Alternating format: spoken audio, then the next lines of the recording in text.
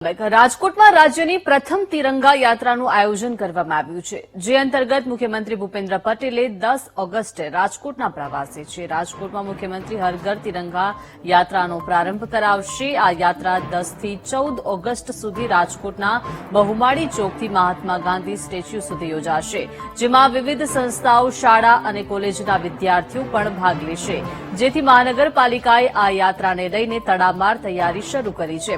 ઉલ્લેખનીય છે કે આ યાત્રા રાજ્યની આ વર્ષની પ્રથમ યાત્રા છે, જેથી ભાજપના રાષ્ટ્રીય અધ્યક્ષ જેપી નડ્ડા પણ આ યાત્રામાં જોડાઈ શકે છે.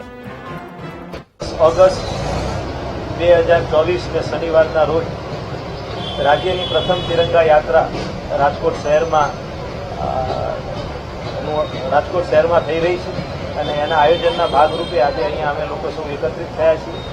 આપ જાણો છો એ રીતે આપણે આ બહુમાળી ભવનનો જે ચોક વિસ્તાર છે ત્યાં આગળથી તિરંગા યાત્રાનું આપણે પ્રસ્થાન કરાવીશું અને તિરંગા યાત્રામાં ગઈકાલે બધા જ પદાધિકારીઓ, માનનીય મંત્રીશ્રીની ઉપસ્થિતિમાં રાજકોટ શહેરના સૌ સન્માનનીય નાગરિકો, બધી સંસ્થાઓ, તમામ NGO, શાળા સંકુલો, કોલેજ સંકુલો, તમામ યુનિવર્સિટી બધાની જ સાથે એક બેઠક કરેલી છે અને તિરંગા યાત્રાનો ઉત્સાહ ગઈકાલની બેઠક પરથી અમારો પણ બીવડાઈ ગયેલો છે.